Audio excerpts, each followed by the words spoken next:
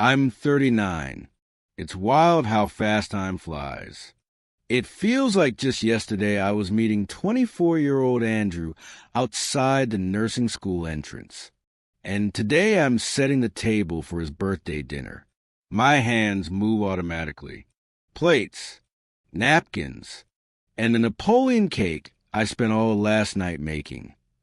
Layer by layer, just like I've done every year for the past 15. Andrew always said mine tasted 1,000 times better than anything store-bought. The hallway mirror reflects a woman in a blue dress, the same one I wore last year for his birthday, and the year before that.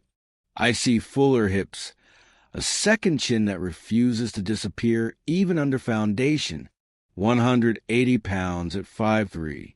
After our younger son, Tim, was born, I never managed to get my old body back. Nat, they're coming up. Andrew calls from the living room. His parents are the first to arrive. His mom, Tamara, in a bright fuchsia suit, freshly dyed platinum blonde hair. At 62, she somehow looks younger than me. His dad gives me the usual silent nod. Natasha, sweetheart, Tamara says, kissing my cheek, you look very homey today. There's so much judgment hidden in that one word that I want to sink through the floor. But I smile like my mom taught me. The hostess must always be polite. Then Andrew's co-workers start trickling in from his construction supply company. Men in expensive shirts. Their wives. Perfect hair, perfect nails, slim, polished. I hide my bitten nails inside my apron pockets. Nat made my favorite cake, Andrew brags, throwing his arm around my shoulders. His hand is warm, heavy. He smells different. A new cologne, something expensive. He never wore cologne before. He used to joke, what am I, a peacock? Oh, a homemade cake, when the wife chirps. Natasha, that's so impressive. I could never. I just don't have the time. Her tone has the same patronizing sweetness as Tamara's. As if I'm not a nurse with 17 years of experience. As if I'm just some housewife with nothing else to do. We sit down. I shove the casserole into the oven. It should have been ready 30 minutes ago. And join them. Conversation circles around work. Projects, vacations. Andrew, you lost weight. One coworker notices. Jim. Yeah, he says casually. Joined a month ago. Jim? He never told me. And it's not cheap. Good. Tamara nods approvingly. At your age, you need to keep yourself attractive. It's important for a man. Then she looks at me, and my stomach drops.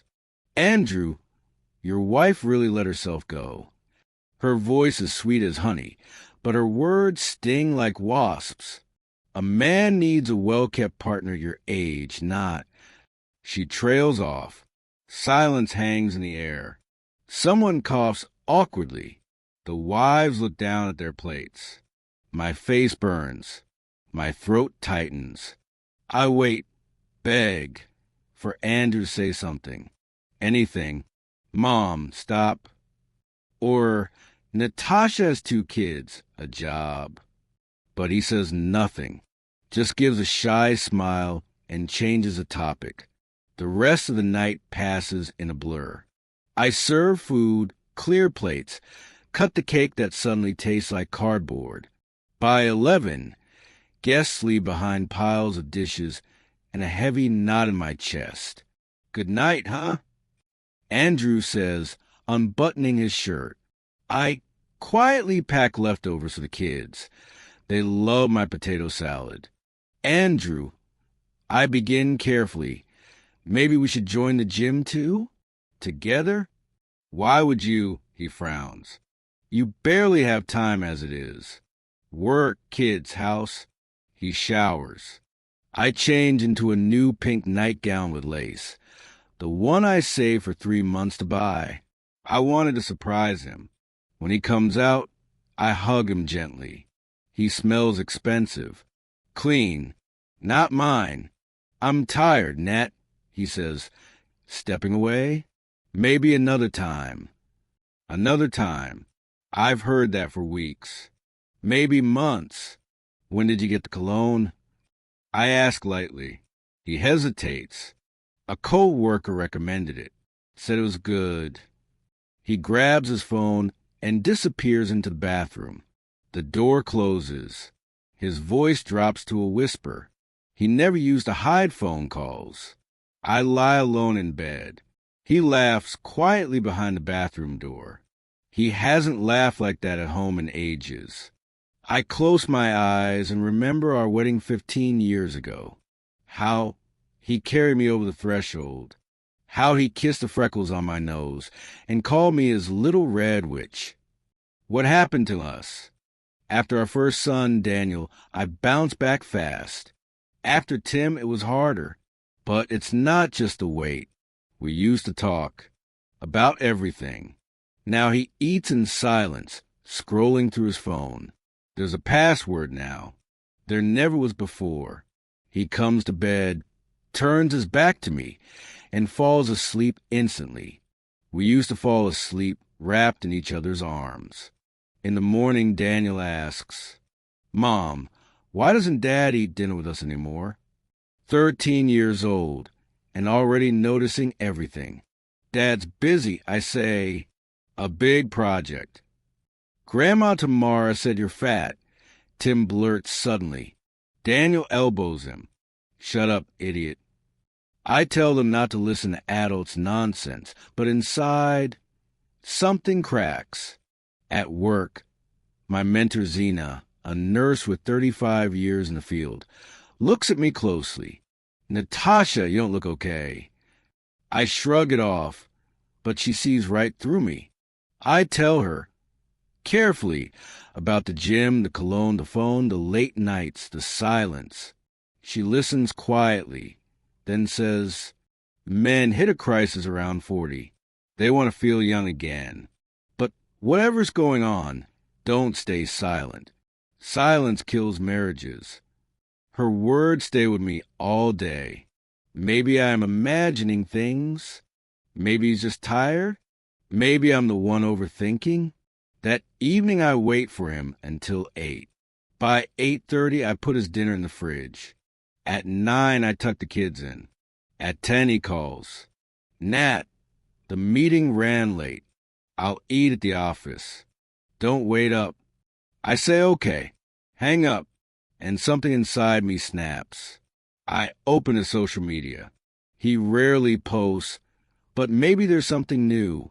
There is. A new name. Alina Kravtsova. Young. Beautiful. A glossy magazine-style profile photo. A stunning brunette. Designer clothes. Marketing specialist at BuildSource Incorporated. His company. I tap her page. 27.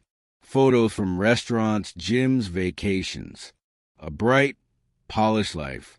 Then I look in the hallway mirror. Faded robe. Unwashed hair and a cheap hair tie. A tired face. 37 going on 45. I sit in the kitchen with a cup of tea. Outside it's cold. Tea grows cold too. And I wonder, am I losing him? Do 15 years mean nothing?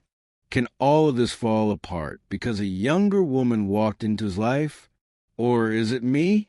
Did I really let myself go? At 11:30, he's still not home.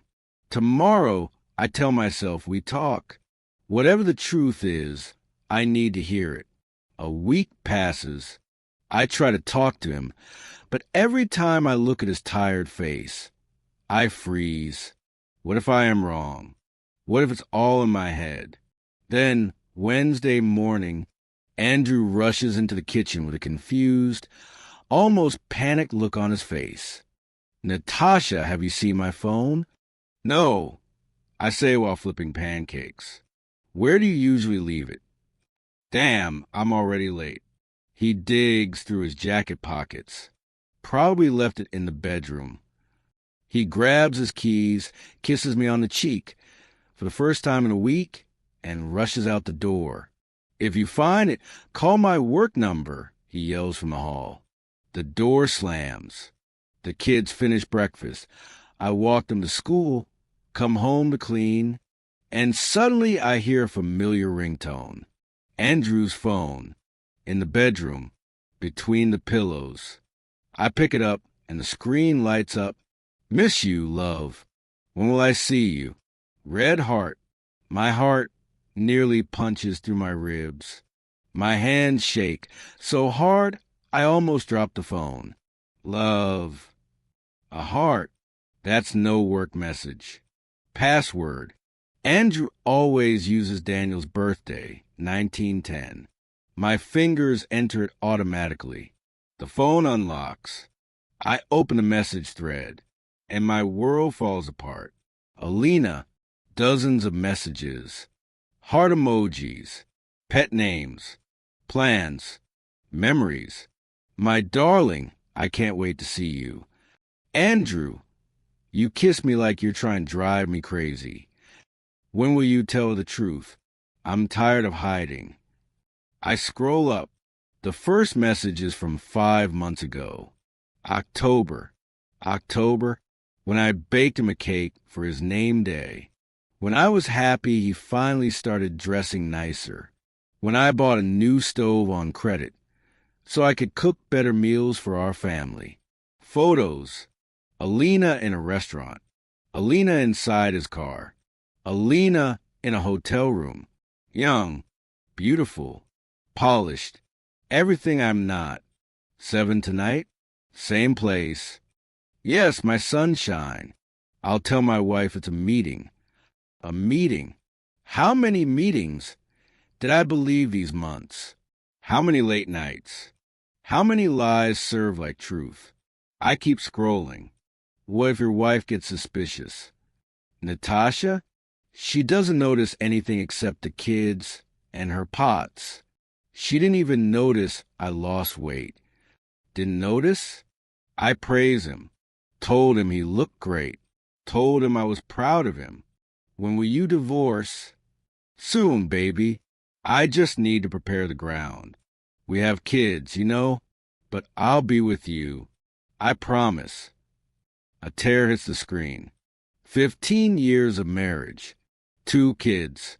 Thousands of days and nights. A whole life together. And he calls it preparing the ground.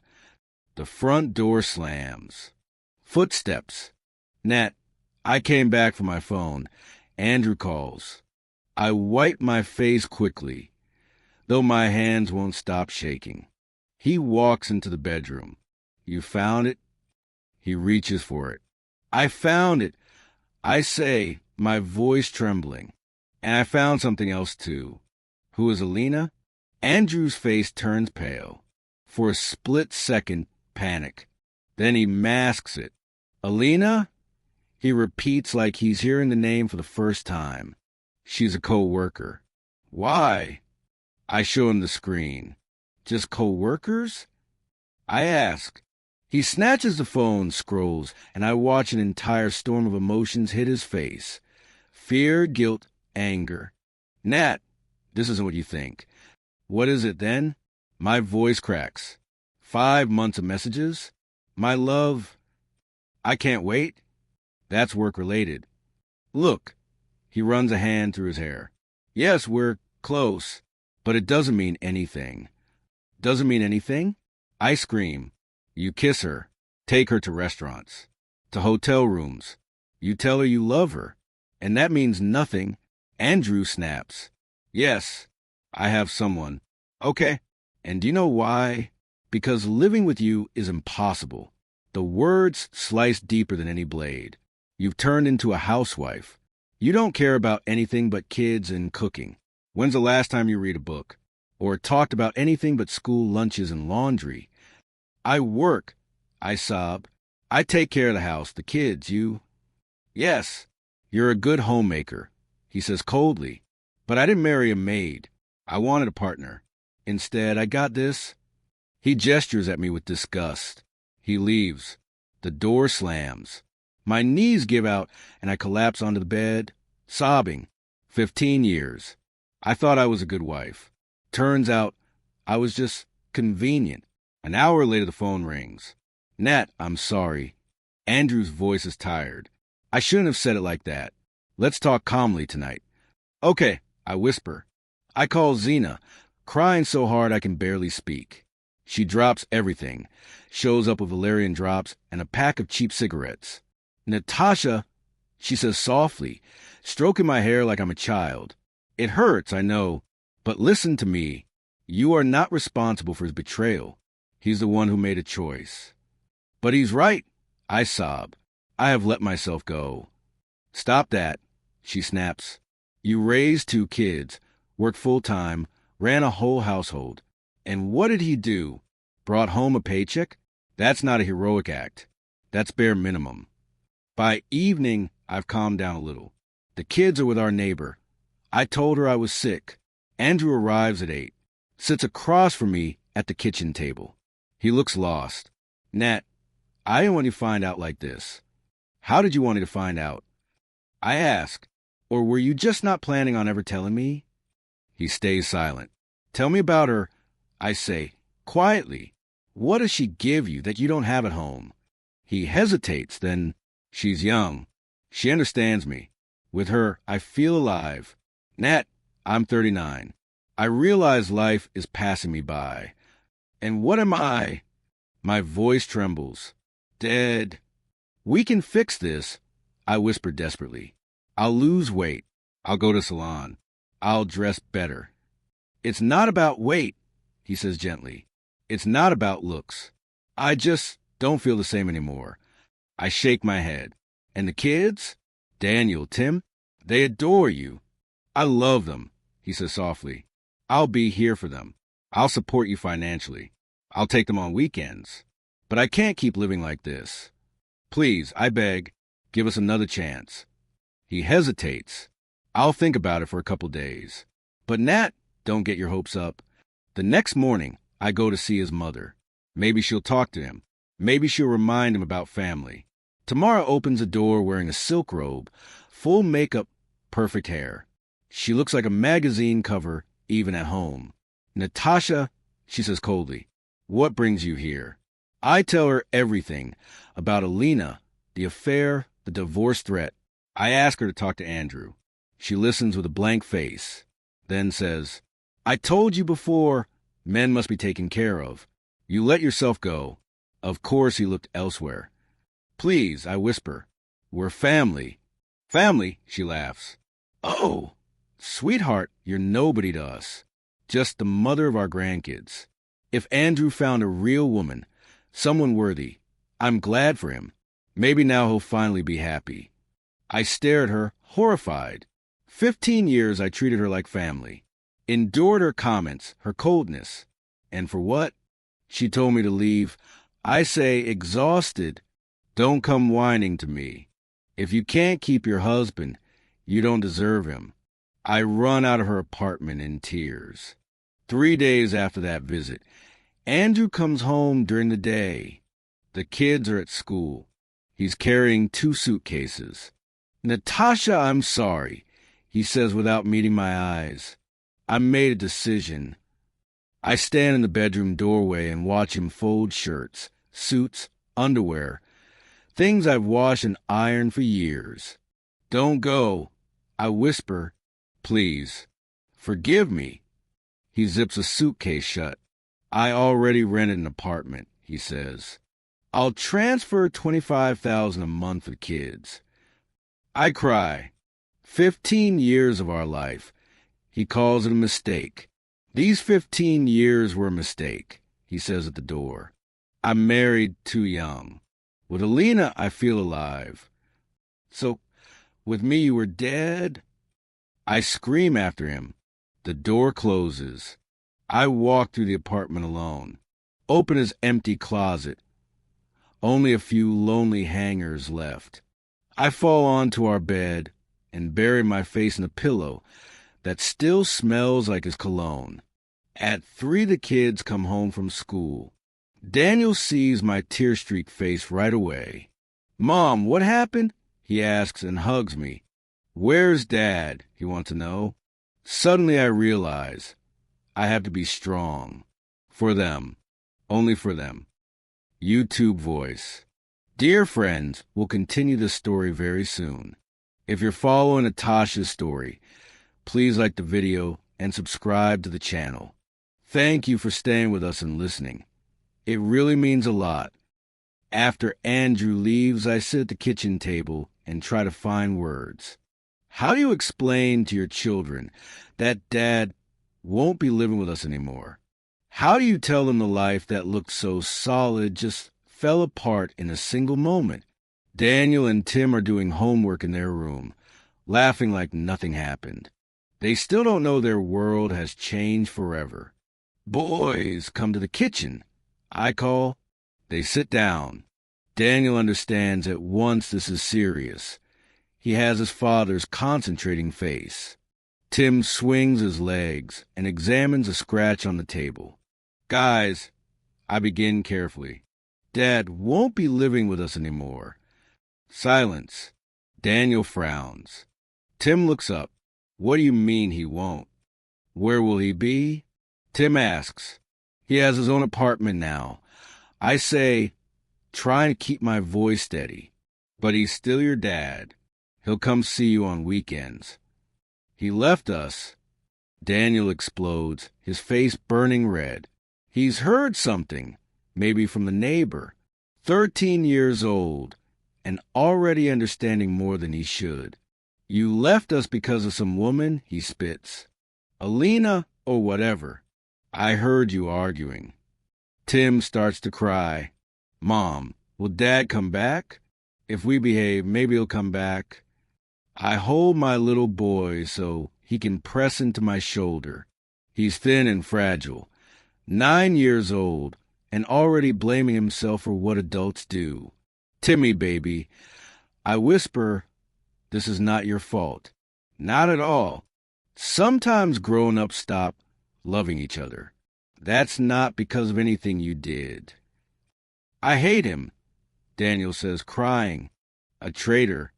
How could he leave us?" "Don't say that. I beg. He loves you. Adults don't always do the right thing." But inside I think the same thing. Traitor. A coward who left his family for a younger woman. The first weeks after Andrew's departure are a nightmare. I can't eat. I sleep 3 or 4 hours a night. Wake up and relive it all. I lose 8 kilos in a month. Not from dieting, but from grief. At work, I start making mistakes. I mix up prescriptions, forget to write down appointments, take blood pressure wrong twice. My supervisor, Oleg, calls me to his office. "Natalia Petrovna, take some sick leave. You need rest." "No," I answer. Work is the only thing that distracts me. He looks at me with kind brown eyes. 44, head of internal medicine. His wife died a few years ago. He understands loss.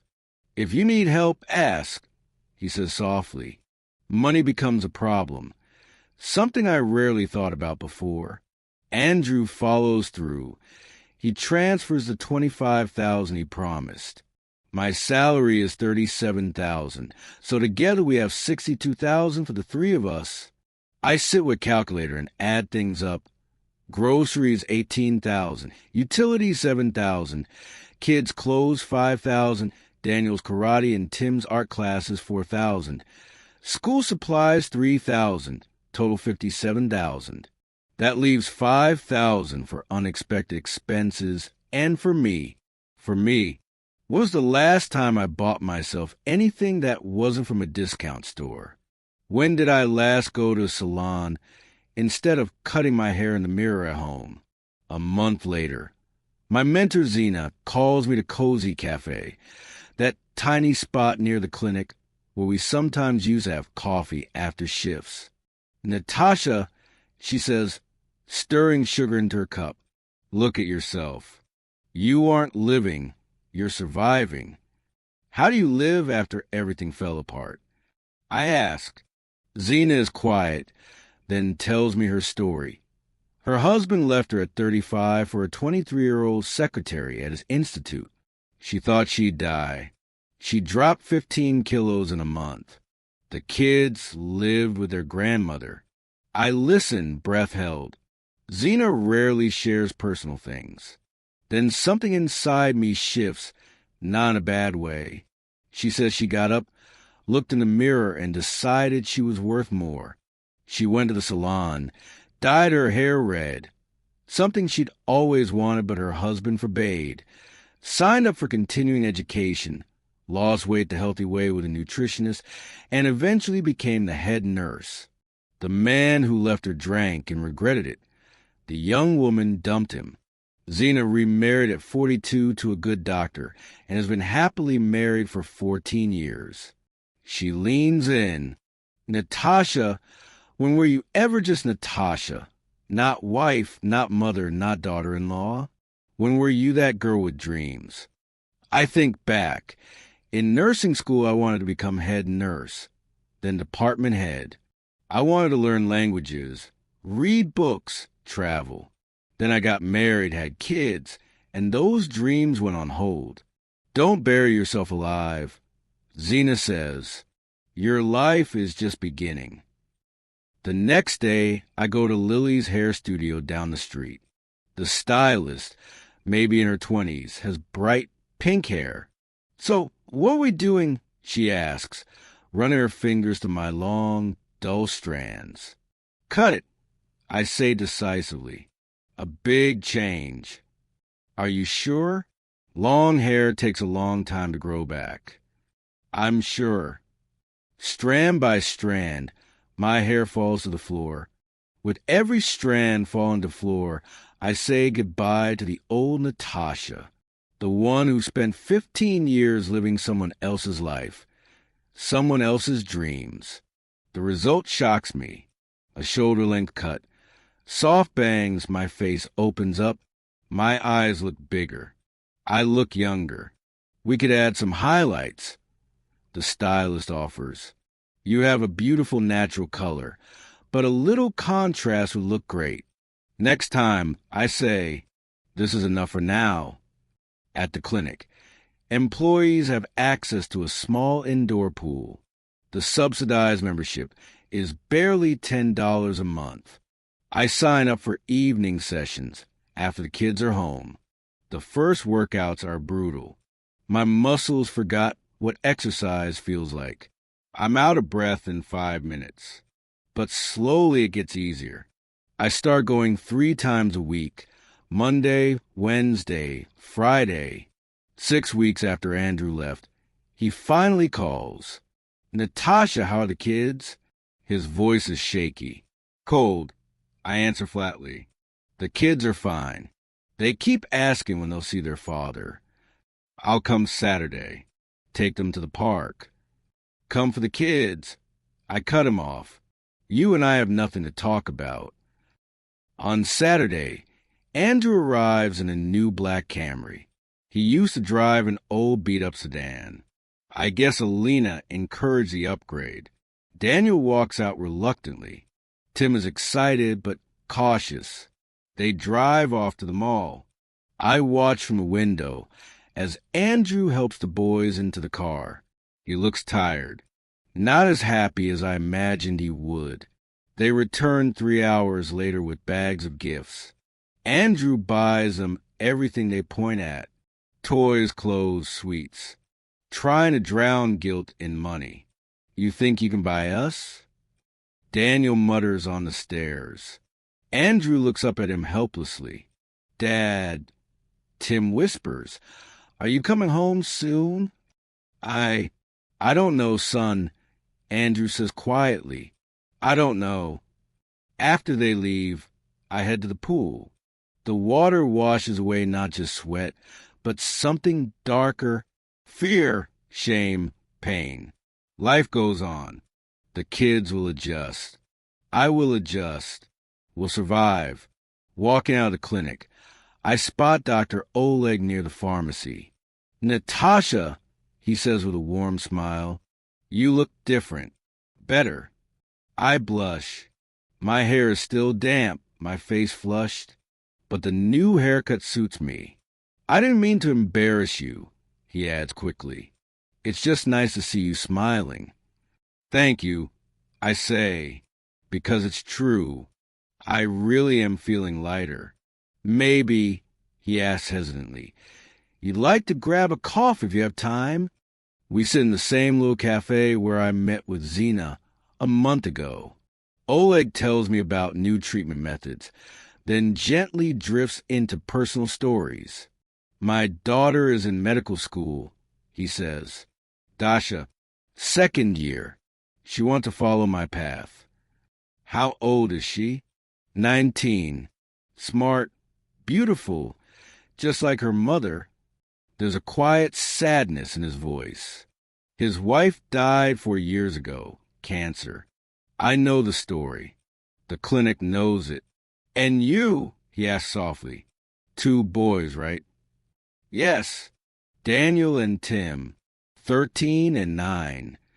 We talk about kids, work, life. For the first time in 2 months, I feel light, not drowning in problems. Just talking to a kind, intelligent man. At home that evening, I look in the mirror. 12 kilos gone since Andrew left. A new haircut. A healthy glow from swimming. For the first time in a long time, I don't see a broken housewife. I see a woman. Mom, Daniel says, walking into the kitchen. You look beautiful. Just a simple sentence from a 13-year-old boy. And my soul warms. Maybe Zena was right. Maybe I shouldn't bury myself alive. Maybe life really is just starting. 3 months passed since the day Andrew packed his suitcases. I'm almost used to the empty half of the bed, the quiet evenings, the fact that no one expects borscht on Saturdays. The kids adapt, too.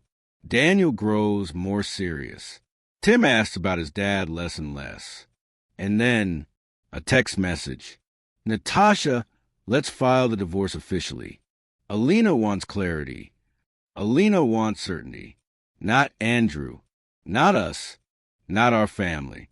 Alina, fine. I'm done being suspended between hope and reality. A divorced woman sounds more honest than a deserted wife. At the legal consultation, a 50-year-old attorney with tired eyes explains everything. Child support. 30% of Andrew's official income for 2 kids. The apartment. Split 50/50ths, since there's no prenup. Other shared assets. The car is his. The furniture joint. I only want child support in the apartment. I say. That's fair, she nods. Don't be greedy, but protect your rights. Andrew calls the next day. Natasha, can we settle without court? You keep the apartment, and you won't ask for more child support than what I'm paying now. Child support is a kid's right. I say firmly, and the apartment will be split by law. But my expenses increased, rent, car payments. Andrew, I interrupt. That's the price of your choices. No one forced you to leave your family. My voice is calm, strong. Even I'm surprised. Work brings unexpected good news. The clinic director, Larissa Ivanovna, calls me in. Natalia Petrovna, I'd like to offer you the position of senior nurse in the internal medicine department. I'm stunned, but I don't have a college degree. You have 17 years of experience, excellent recommendations, and strong patient feedback. The salary is $48,000, plus bonuses. Are you interested? 48 plus child support. $73,000 for the family. Enough to buy the kids more. Enough to buy myself something. Yes, I say. Try not cry. Thank you. Oleg congratulates me later in the hallway. Well deserved, he smiles.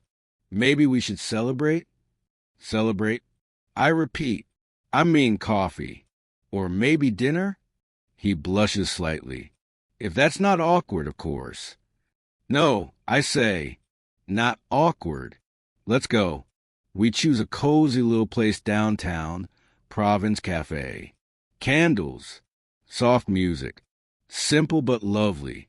I wear my best dress, a navy blue one, bought long before the divorce. Now it fits better than ever. Over dinner, Oleg opens up. Masha died 4 years ago. Breast cancer. We fought for 2 years. Surgeries, chemo, trips to specialists. We thought we beat it. Then it came back. His voice carries a pain that makes me want to take his hand. I couldn't recover for a long time, he continues. Dasha was in her first year. She struggled. We survived by leaning on each other. That must have been terrible. I say honestly. And here I am complaining about a divorce. It's nothing compared to losing a spouse. Don't compare pain. Oleg shakes his head. Everyone's pain is real. Divorce is a death too, the death of a relationship. I tell him about Andrew, about Alina, about the humiliation from his mother. He listens without interrupting, without lecturing, just listens. You know, Natasha, he says gently, I haven't had such an honest, warm conversation in years. He walks me home, and at the entrance he kisses my hand. Old-fashioned, respectful. When was the last time a man kissed my hand? The next week, a young woman, maybe 19, walks into the clinic. Pretty, blonde, jeans and a sweater. I need a health form for my university, she says. Savieva, Daria Olegovna, I read on the university paperwork. And you're Natalia Petrovna? She asks brightly. My dad told me about you. I blink, surprised. Told you? He said there's an amazing nurse at his clinic. She smiles. A real professional and just a genuinely nice person. And you know, since my mom passed, he never looked at anyone. For years. But lately it's like he woke up. I blush. We're just colleagues. For now, she winks. But I see how he changes. Smiles more. Bought a new shirt. Even started humming at home. He hasn't done that in forever. The day of the court hearing is gray and rainy. I put on the formal suit I bought just for this day and walk into the courthouse with steady steps. Andrew is already there. And beside him, Alina, in a bright red dress and high heels, manicured like she stepped out of fashion magazine. She clings to his arm and gives me a slow, evaluating look. The judge, an older man with gray mustache, works through the paperwork quickly. Marriage dissolved. Child support. 30% of Andrew's official income. Apartment split 50-50. Andrew bristles. Your Honor, we could have settled. The decision is based on the law. The judge cuts him off. We step outside the courtroom. Alina whispers something into his ear. He nods, and she struts ahead toward the exit. He catches up to me. Natasha, wait. I turn. He looks older, tired, worn down. I see you change, she says, studying me. You've lost weight. You look good. Thank you, I answer coldly. I need to go. What if he hesitates, swallowing? What if we tried again? I stop, look at him carefully. Are you serious? You brought your mistress here. You ended our marriage. And now you want to come back. Things with Alina aren't what I thought, he mutters. She's different, not like you. Andrew, I say calmly with dignity, I lived for you for 15 years. I forgot myself, my dreams, my life. Now I live for me and for the kids. And you know what? I'm happy. He tries to speak, but I'm already walking toward the exit. There's no going back. That evening, Oleg calls. Natalia Petrovna, the Philharmonic is performing Tchaikovsky. You mentioned you love classical music. Would you join me? With pleasure, I answer instantly. The hall is stunning. Golden moldings, crystal chandeliers.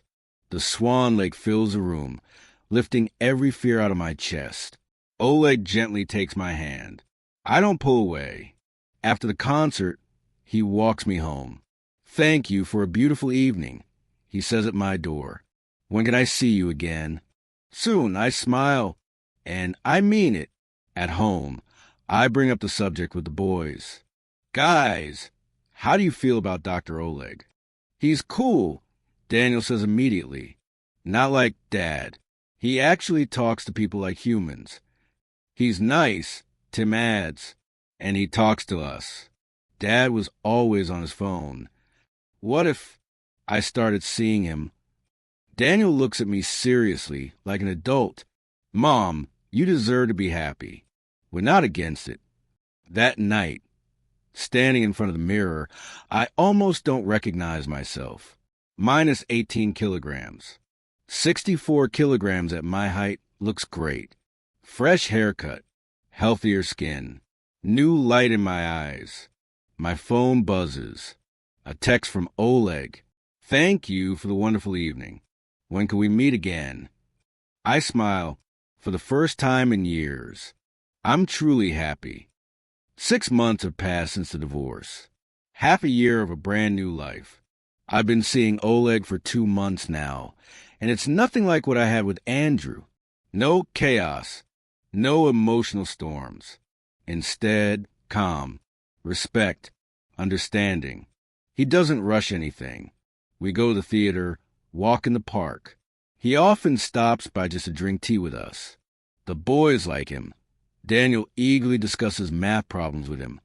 Oleg once wanted to be a physicist, and Tim shows him drawings, which Oleg admires like masterpieces. Natalia, he says one evening as we sit in the kitchen after dinner, "We don't need to hurry anywhere. The only thing that matters is that the kids feel safe, that they don't feel like someone is trying to replace their father." I nod, because I'm happy. Truly happy, for the first time in many, many years. On Wednesday morning, the phone rings. Unknown number. Natalia. The trembling voice belongs to my former mother-in-law. "Can I come over? I need to talk." I'm so shocked I don't answer right away. She hasn't contacted me once in the 6 months since that humiliating visit, when she called me nobody. "Of course," I say. An hour later, she rings the doorbell. I open the door and barely recognize her. She looks old. No perfect makeup, no styled hair, no polished confidence. Just a tired 62-year-old woman. "Natalia," she says softly, "I wanted to apologize for everything." I lead her to the kitchen and put the kettle on. She sits in silence, staring at the table. "What happened?" I finally ask. "Andrew barely calls," she whispers. "He didn't come to my birthday. Stopped sending money. Says Alina is against it. My pension is barely enough. And yesterday Vasily filed for divorce." Her voice cracks. Said he finally realized what dignity is. Said he wasted 40 years letting me humiliate him, the same way I humiliated you. Tamara Ivanovna cries. For the first time, I see her tears. "I'm all alone now, Natasha," she whispers. "My son left me. My husband left me. And it's all my fault. I thought I was smarter than everyone, better than everyone, but I was just a foolish, selfish old woman. Strangely, I feel no bitterness, no revenge, only pity for a broken woman who lost everything. Tamara Ivanovna, I say gently, I forgive you, not for your sake. For mine, resentment eats the soul." She looks at me in disbelief. "How can you forgive me? After everything I said to you?" "Because you're unhappy," I answer softly. "And unhappy people need compassion, not hate." She stands up to leave, wiping her red eyes. "Andrew is a fool," she says quietly. "He lost a real woman." A week later, Andrew calls himself. "Natasha, can we meet? Talk." His voice is broken, exhausted. I agree, but not a home. Home is now my space. My children's safe place. We meet at Province Cafe. I arrive first. Andrew walks in 10 minutes later, and I barely recognize him. Thin, hollow cheeks, eyes dull. His suit hangs on him like it belongs to someone else. Natasha, he says, sitting down. I finally understand. Alina, she isn't who she pretended to be. I answer neutrally. I see. She burns through my money like water. Salons, clothes, restaurants. Always demanding something. Earrings, bags, vacations. Maldives, can you imagine? He exhales, looking older than his years. And at home, he stops. At home, she's cold. No love, just calculation. He lowers his voice. In bed, she's like a robot. Pretend she's enjoyed herself. But she's somewhere else in her head. With you, it was real, Natasha. I sit quietly and let him speak. And last week, he continues, she said she was leaving. She met the owner of a big development company. 52, a villa in Spain, a real millionaire. Andrew laughs bitterly. Natasha, do you see? I lost my family, my kids, my parents' respect, everything. And for what? For a woman who used me as a stepping stone. Does it hurt? I ask calmly. Yes, he admits, but not because she left.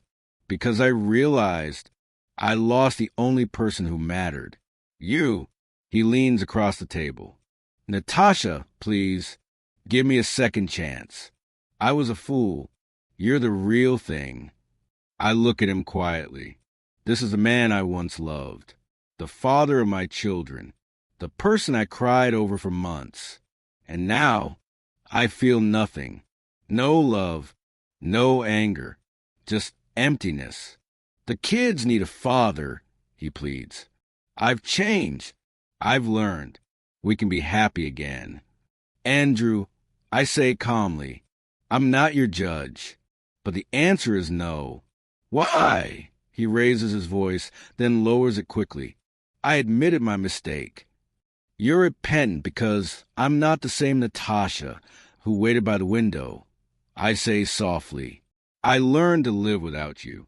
And you know what? I'm good. This is because of that doctor, isn't it? He snaps. You're in love with him? I'm not rejecting you because of someone else. I tell him, I'm choosing myself. I look him straight in the eyes. 15 years I was a convenient wife. Cooking, cleaning, raising kids, swallowing pain in silence. You left me at 37, with 2 children, to chase a young lover.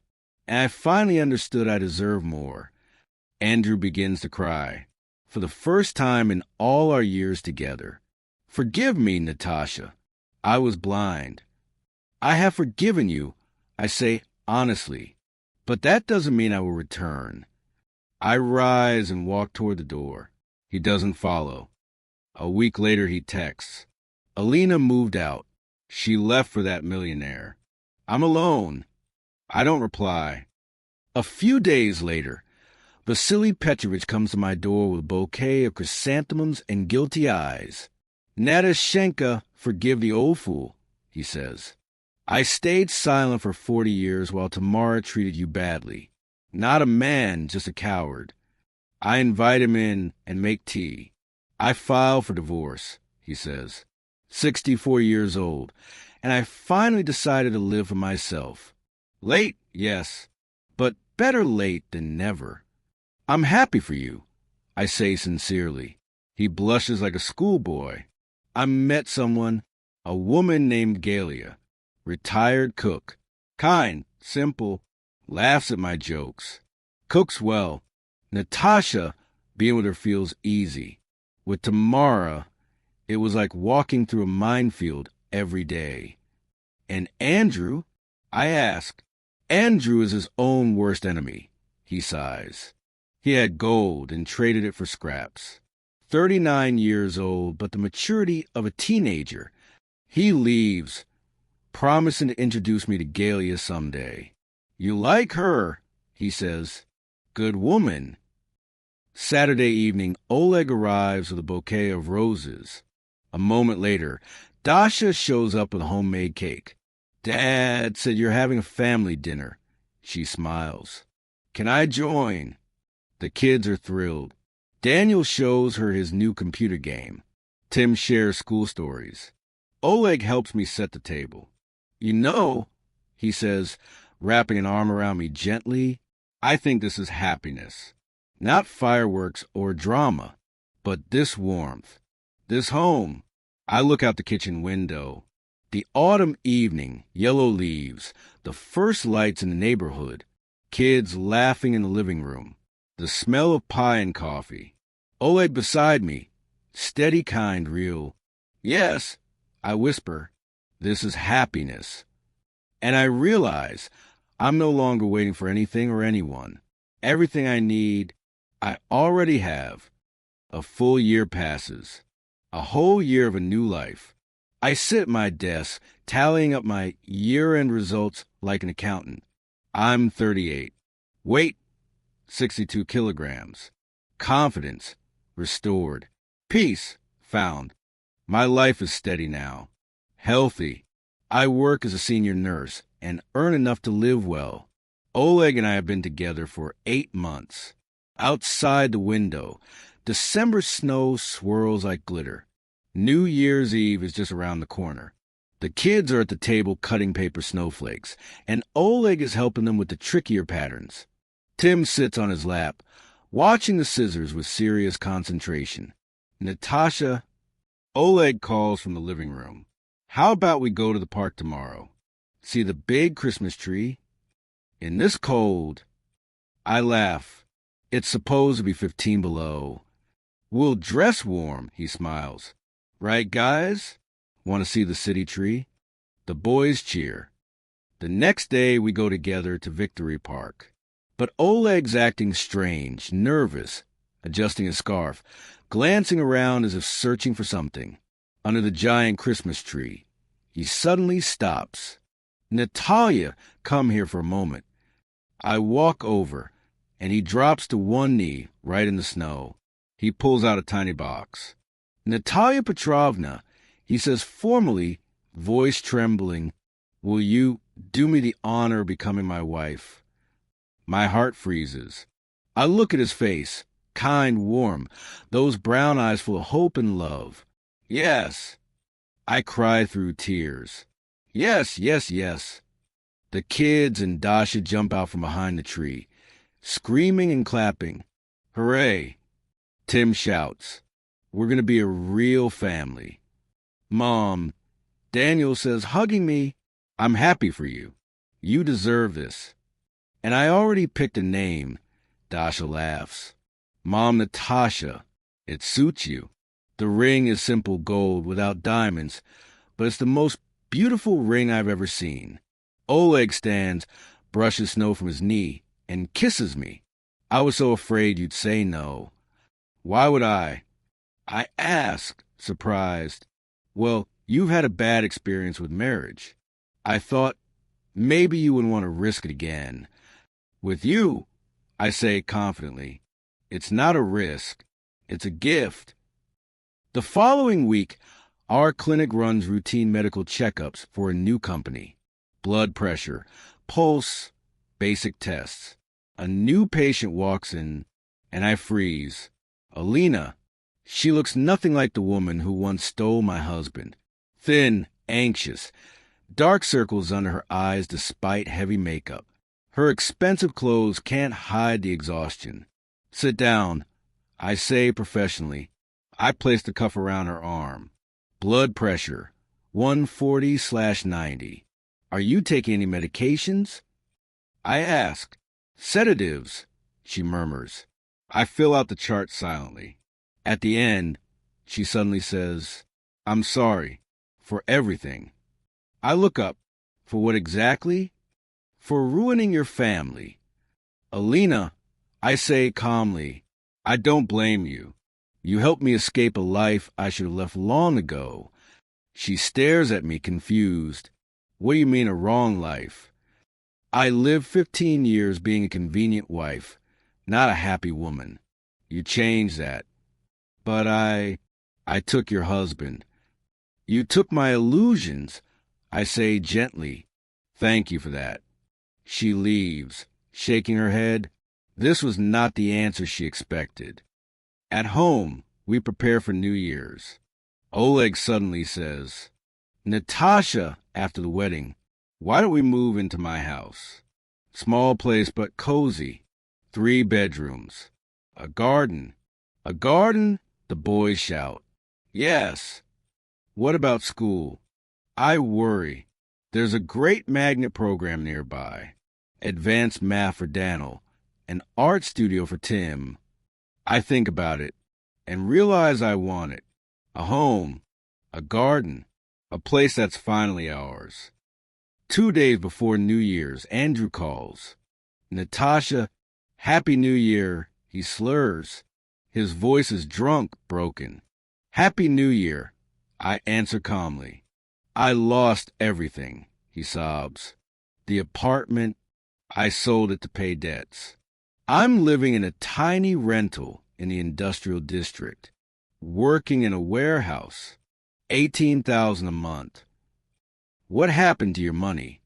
When Alina left, I still had all her loans, car payments, rent for that fancy apartment, gifts, trips.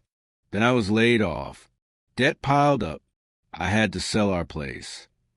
I say nothing. I don't feel joy. I don't feel pity. Just quiet distance. Mom won't forgive me, Andrew continues. She says I disgraced her. Dad won't talk to me. He married that Galia lady and cut all ties.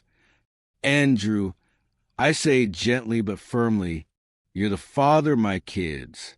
I don't wish you harm, but I can't save you. I know, he whispers. Congratulations, Natasha. I heard you're getting married. You're strong. You made it. He hangs up. December 31st. We set a big holiday table. Zinaida Pavlovna arrives with her husband, a dignified 60-year-old physician. Then Vasily Petrovich and Galia arrive. She immediately helps in the kitchen, laughing and praising everything she sees. The house fills with voices, warmed food, clinking glasses. Daniel talks about a physics project. Tim shows everyone his drawing of a Christmas tree. Dasha shares stories from medical school. Oleg raises a toast to second chances, to the courage life gives us to begin again. And I add, raising my glass, to the truth that sometimes losing something means finding everything. To Natasha, Zinaida shouts. To our beautiful girl. To family, the kids echo. After midnight, I step onto the balcony. Snow falls in big white flakes. The city is covered in a soft blanket. Lights flicker in the windows. It's beautiful. Oleg wraps his arms around me from behind. What are you thinking about? That a year ago, I thought my life was over. 37. My husband gone. Overweight. Unneeded. Broken.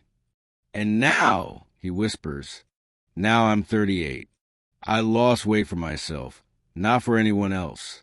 I love my work. My kids love me. And I love a wonderful man. And that man, he murmurs, loves you. We kiss under the snowfall, like a scene from a movie, maybe the most romantic moment of my life. We marry in May, a small civil ceremony, then dinner at home. We move into Oleg's house with a garden. The kids are thrilled. Each has their own room and a big yard to play in. Daniel gets accepted into the top STEM program in the city.